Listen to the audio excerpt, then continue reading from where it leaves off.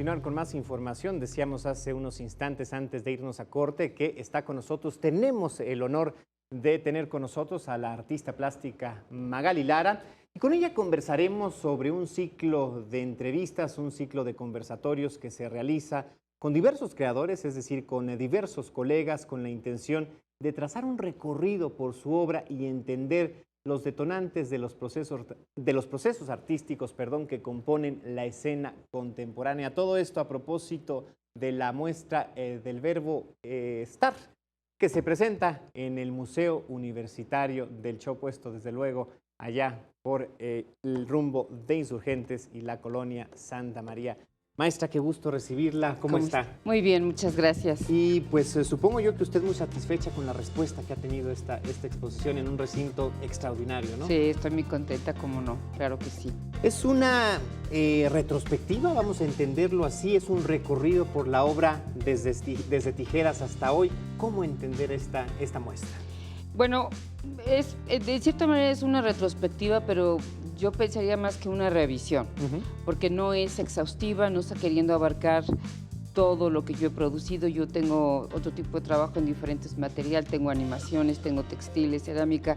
Aquí más bien se trató de buscar la relación, de poner más bien la pintura en el centro de mi producción y también jalarla al arte contemporáneo. La pintura parece que ha sido como una hermana fea en los últimos 10, 15 años del arte, y la curadora tenía la intención de justamente volver a replantear que la pintura ha estado con nosotros desde siempre.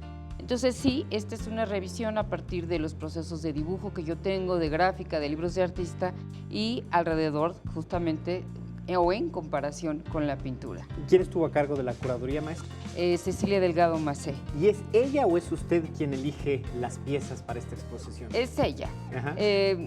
En general, no es que yo no tenga voz, por supuesto, creo que se hace un trabajo colaborativo, pero sí es importante una negociación donde no sea solamente mi punto de vista, porque normalmente uno tiende a escoger básicamente lo mismo, ¿no?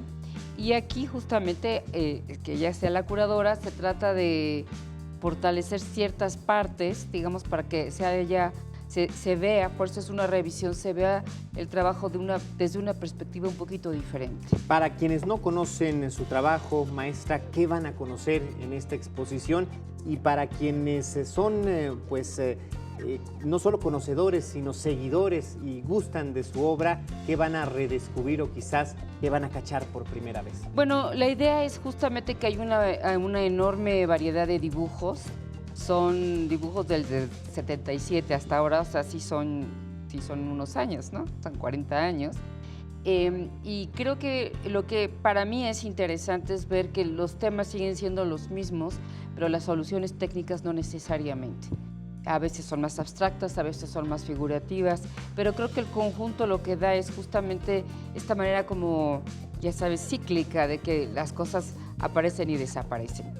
Luego, por otro lado, creo que el incluir la pintura no de una manera cronológica, sino justamente como por temas, también le quita esta cosa más narrativa, digamos, como autobiográfica que a veces pasa con revisiones de un artista, y lo que aquí está en tensión es la relación entre obras que están solucionadas de diferente forma, ¿no? Este ejercicio de los conversatorios, ¿cómo se llevará a cabo? ¿Quiénes participarán en ellos? Bueno, comenzamos justamente ayer. Son artistas que yo invité, no para hablar necesariamente de mi trabajo, sino son gente con la que he trabajado o que he tenido alguna relación o coincidencia, digamos, en la parte artística. Y a mí lo que me interesaba, creo que el museo también, en primero evocar lo que fueron los 70s, cómo era la diferencia de cómo pensábamos nosotros el arte entonces. Y con las otras son, digamos, ayer estuvo Jesús Rodríguez, Liliana Felipe, Carmen Boullosa, con quienes yo empecé a trabajar muy pronto. Nos conocimos antes de tener 20 años y trabajamos en varias puestas en escena, básicamente una que se llama 13 señoritas, que es sobre Frida Kahlo, que escribió Carmen Boullosa, y Jesús fue la actriz, Liliana hizo la música, yo hice la escenografía. Y hemos seguido siendo amigas y hemos trabajado muchísimo y hay una amistad enorme, ¿no?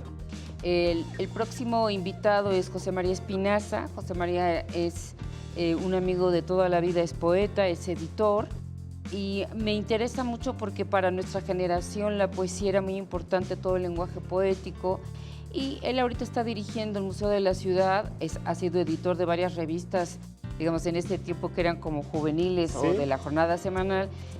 Él tiene una propia editorial de poesía. Entonces me interesa pensar cómo es la poesía ahora, cómo está, o cómo es este lenguaje desde los artistas, ¿no?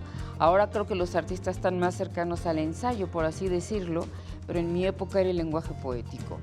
Luego viene Lourdes Grobet, que es una artista interesantísima. ¿No? Ajá. Yo al revés pienso que la gente la considera una fotógrafa. Yo creo que es una artista que ha utilizado la fotografía, pero también ha utilizado ahora el cine, por ejemplo, ¿sí?, ¿no? Es una artista muy versátil, muy experimental siempre, que fue de las primeras justamente que tomó fotos de los luchadores, una mujer que ha tomado riesgos y que creo que cuando dicen que es fotógrafa, creo que se están perdiendo de una gran parte. Exacto, sí, es muy, ¿no? muy Exacto, cierto, sí, sí. Luego viene Verónica Gerber, que es una artista visual que escribe, es alguien a quien yo vi, digamos, florecer, por así decirlo. Es una artista que me parece muy interesante, pero que creo que repite la historia al revés. Hay mucho de toda esta cosa del performance y de poesía visual y todo esto, inclusive de procesos conceptuales interesantes como el de Ulises Carrión, que venían de la escritura, y ahora es desde las artes visuales que llegan a digamos, desde la escritura pasaban a las artes visuales, y ahora de las artes visuales pasan a la escritura. Pues maestra, esto suena un menú extraordinario. Enhorabuena por esta exposición y el resultado que ha tenido, y desde luego es el mejor corolario. Gracias por compartirlo con nosotros y ojalá y cada vez más personas se sumen a esta invitación. Pues muchísimas gracias y están todos invitados. Gracias. Excelente noche.